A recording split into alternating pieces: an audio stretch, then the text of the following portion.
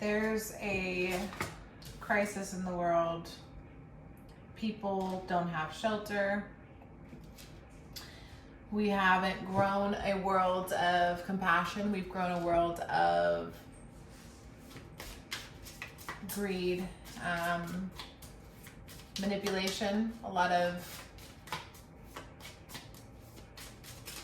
what do you call it? You know, when you're faced with an option to help or to destroy, to covet, to have, help or to have, and you choose to have rather than to help, we get this dynamic where homelessness and war, famine, despair, like all of the pain in the world right now is seeping out into the confines of our creative space, our constructed prism, right? It's done. Like we're literally holding on by a thread to the lie of the world that it's normal. Like this is a joke at this point. We're literally laughing, right? It's a joke.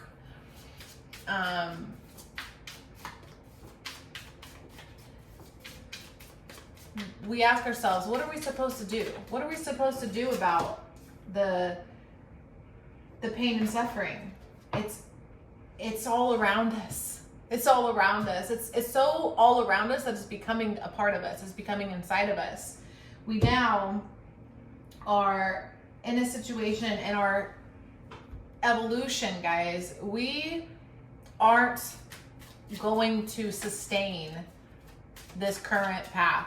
We set out on a mission, okay? We literally said, we want our world to look like this, and we accomplished it.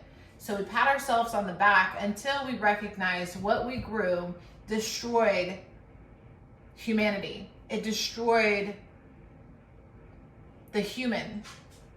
And now we are reaping a lie. Like we're having to continue the lie. We know we're lying. We know it's bad. We literally have full awareness that this is not functioning. Okay?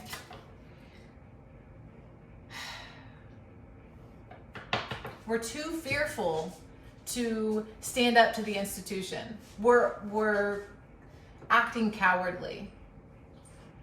And if we want to see a better world, we have to have more courage and strength to stand out and be separate and different, not in a way of narcissism where we want to be seen like, oh, this is what's unique about me, I'm special. No, what we need to be able to say is like, I take accountability for my part in this. Where am I capable of helping as a community? If we come back together as a team, where can I contribute to this world? Because this world is not sustainable. We cannot continue this path. It's literally falling apart, but everyone's in denial and pretending it's still moving. Like, it's like so uncomfortable. It's so uncomfortable. We have too much imbalance in a way. Like I'm seeing the consciousness of a homeless person wondering where the compassion is. I'm seeing the people that are currently displaced and their homes have been, you know, I'm just seeing everyone that's in such a crisis wondering why we aren't helping, or why we're continuing on, rather. It's like they don't even care. They care less that we're not helping. They care more that we're continuing on. Why do we feed the misinformation? Why do we keep the narrative flowing when we know it's wrong? We're going to be forced. I see a future of forced. Our hand will be forced to help. Because nature has a way of recalibrating and rebalancing itself, whether we want to participate or not. That's the thing. It's past, do you want to help? It's now, what are you going to do to help? Because when the time comes and we're being asked to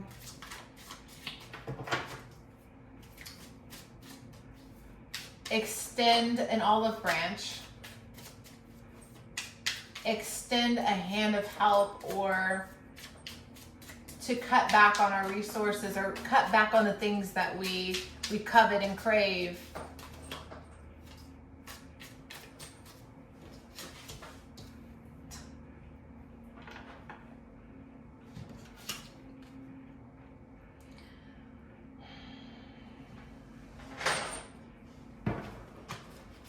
Hopes and fears. Where are the stars guiding us, guys? They're guiding us back to our water, our nature, our compassion, our community. It's so important for the future world that's coming in that we have community for many reasons. These kids growing up, I grew up without the knowledge of how to take care of oneself. Not many people today, in today's time, know how to take care of oneself. And we're going to be required to be in situations that make us uncomfortable because of our current denial.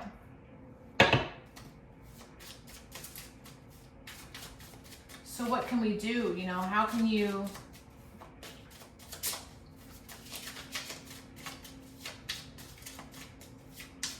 it's simple acts. It's simple acts of kindness. You don't have $1 to give a smile. You know, you don't have time to give, cut back. There's this give and take that's being asked of us. This ruthless way of living isn't sustainable anymore. It's just not. It does not bring. This is the thing. Can you guys go on a story, like, take this, listen to this story. Or don't. I see a time where roles shift and we are presented with a new way of living. You know, all the TV shows have shown us the potential outcomes of what a new world's going to look like, you know. Please don't feed into fear, but resonate with the potential the potential future, where the access that we have in this world, this luxurious, false, fake world, when we no longer can click that button, or when we're so glutton or lustful or addicted to something that is attempting to fill that void that we all feel. You know, we all feel it.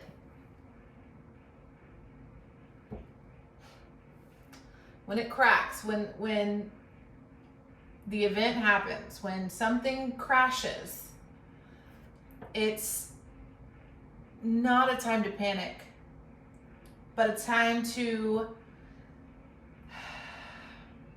marry. It's time to find people that you can commune with. What is your skill and talent that you can cultivate? How can you become a contributor? Where's the closest water source to where you live?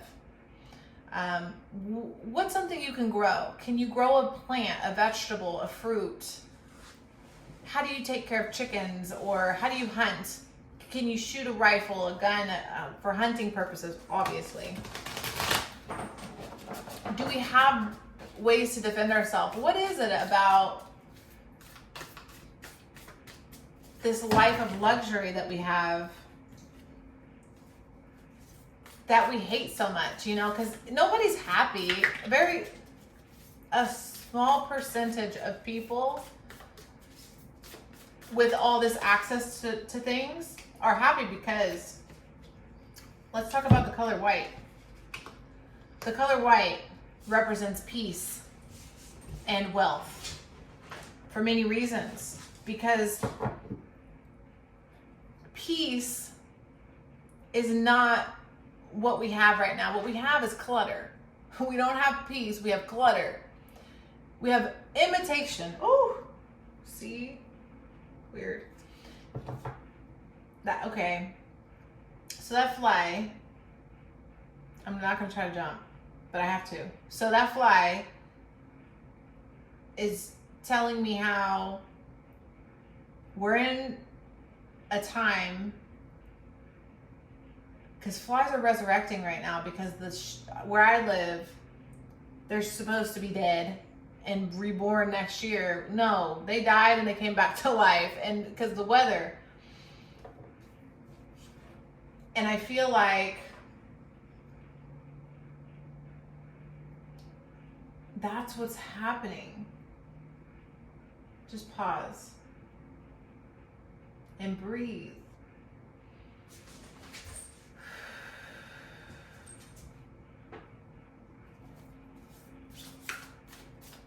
White and wealth.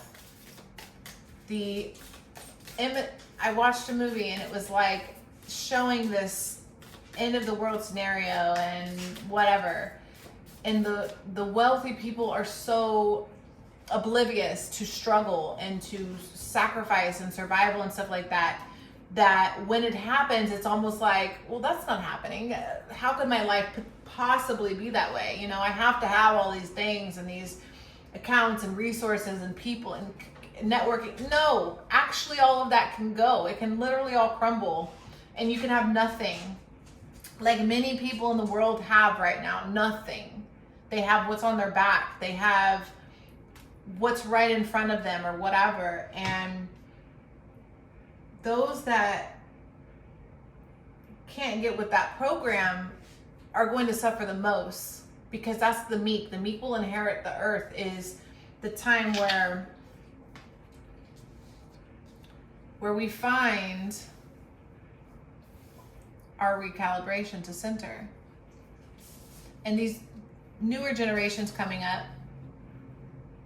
Alpha, X, I don't know what they are anymore, X, Y, Z,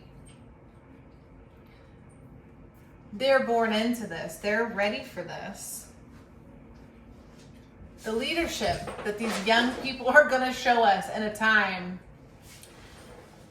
they're going to show us that they know how to maneuver. You know, we threw them in front of the screens. We gave them the iPads. We gave them the games, the shooting, the killing, the Fortnite, all that stuff is teaching them how to survive in a world lacking in love and full of take mentality. Take. Everyone's taking right now. Everyone's starving and thirsty for love because no one's satisfied. This is a dead end. This is not the reflection we thought. This is the thing. When we decided to live this way, those founders, this is all, they're dead. They're recycled, rather, you know.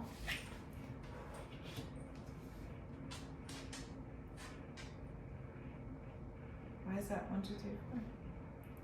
Okay, I have to slow down because this is talking to me about the apocalypse, which is not that big. Like, don't. It's the end of a way. It's the end of a way.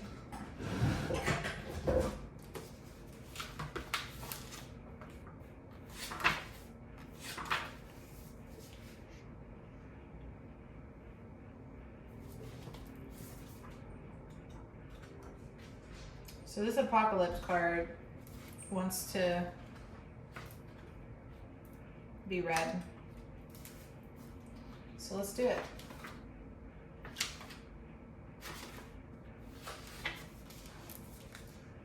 Removing the veil of deception. Apocalypsis indicates a particularly painful time, one that unfolds when two desperate dynamics occur simultaneously, pulling the psyche in seemingly opposing directions. The first is lifting of the veil. This means truth that has been kept in the dark are revealed, seen, and unearthed.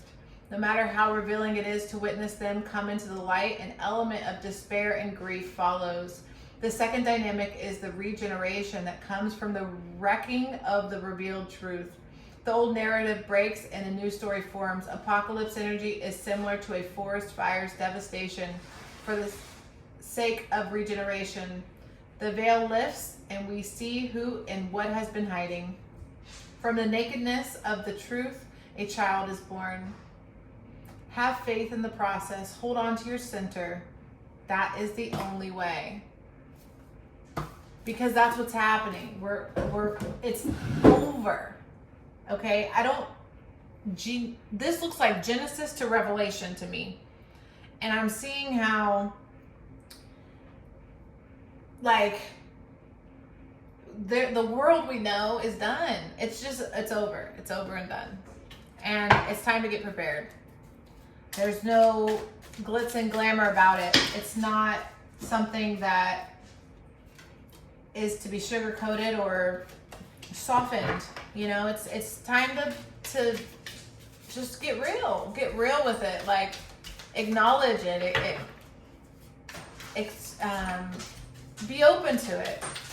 I think that many psychics, many people that have chosen a path of like homelessness or those that suffer from mental illness and just, guys, this is a divide. This is a divide in before and after. And I'm seeing this wall representing, nope, guys, nope, go play, go play, go that way.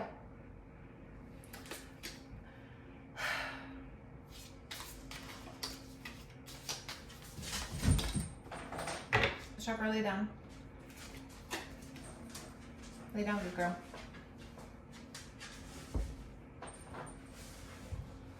This isn't a time to like panic and be all upset, okay? I've wrestled with the apocalypse, mental illness, and the world ending in my brain for like 10 years now. And I know other people also suffer from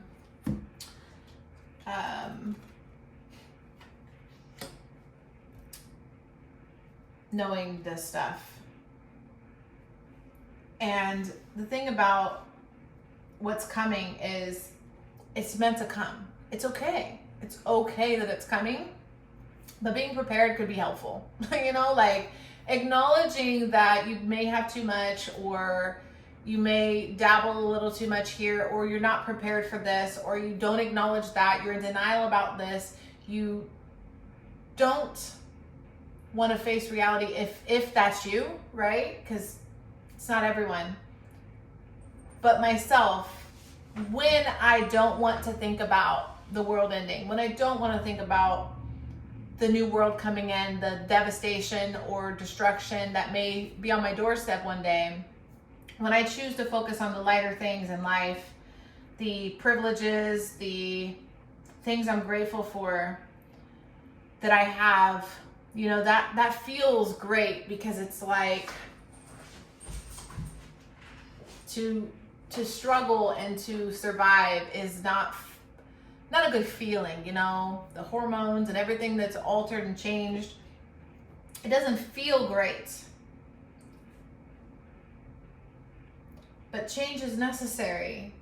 And to be alive in a time when we're going to witness such dramatic change in the world, we should be grateful for what's coming and to be able to witness this time, this like amazing time.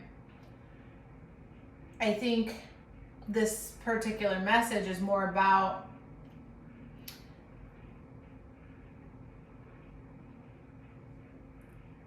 acknowledging consciously, guys. Subconsciously, we already know. We literally already know. Most people know this, but everyone wants to hold on to the narrative and the story right now. Because it's hard. It's hard to say, like, man, like, you know, candy or chocolate for me. Like, I may not have to go be able to buy chocolate in 10 years. Right? Who knows? Who knows what access we're going to have? And I feel as though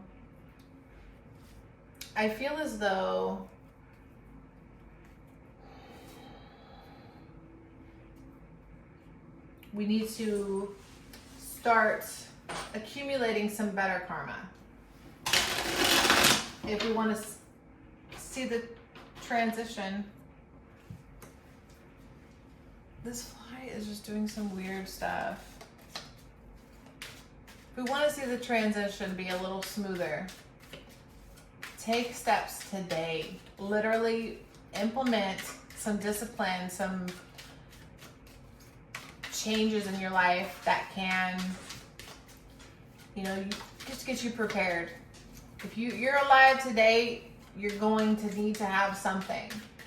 Buy less. Save more. Time is shrinking. The time that this way of thinking, that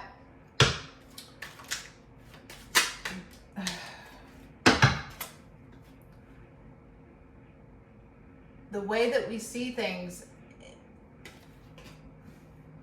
we're running out of time. It's close, it's near, it's nigh, right? It's impending. I'm seeing like a loading sign. We're literally just waiting for the loading. It's loading. The mindset. What is it going to take to shift our minds to recognize this is a dead end that we have to turn away from if we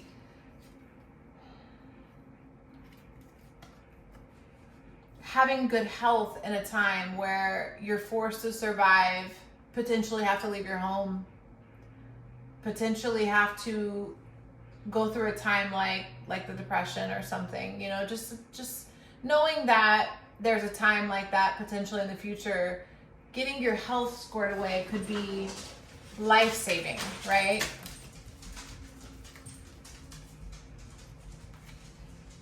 Because the veil, the hologram, the illusion, it's what's hidden is almost revealed.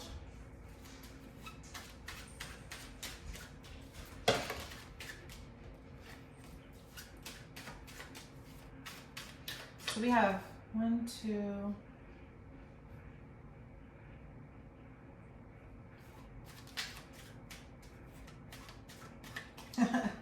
Like, I'm just seeing us first world people, you know, like it's such a privilege for me to sit here and do this, and it is a struggle for me to do this because it's like it seems like it's pointless. Why? Like, why, you know?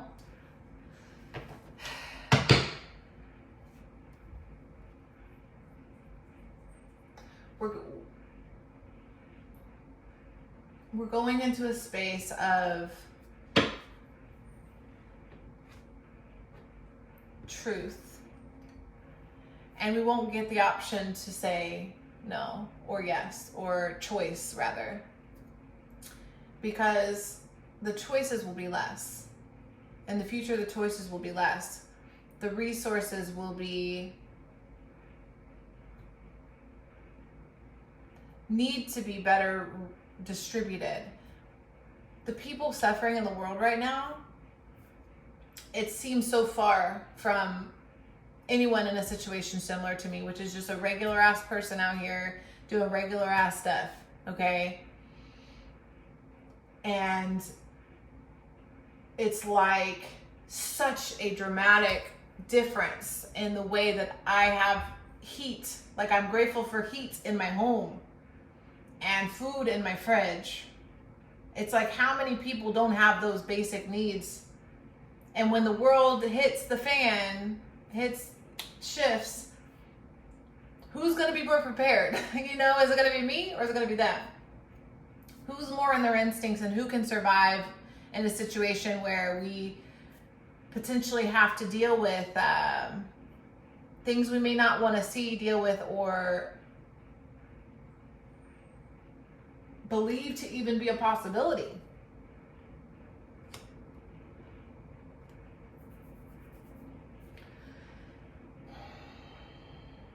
Small changes, preparedness, resilience, determination, strength. Follow your intuition. Listen to your gut. If it says, you know, I need to cut back, I need to make changes, I need to change my mindset on some things, I have to adopt different ways of living. Like, listen to those little hints, those little nudges, those little insights, because if we could soften the fall a bit, I think a lot of us, I think we can adapt a lot better to a new way of living. So I'm just going to leave that there. Thank you so much.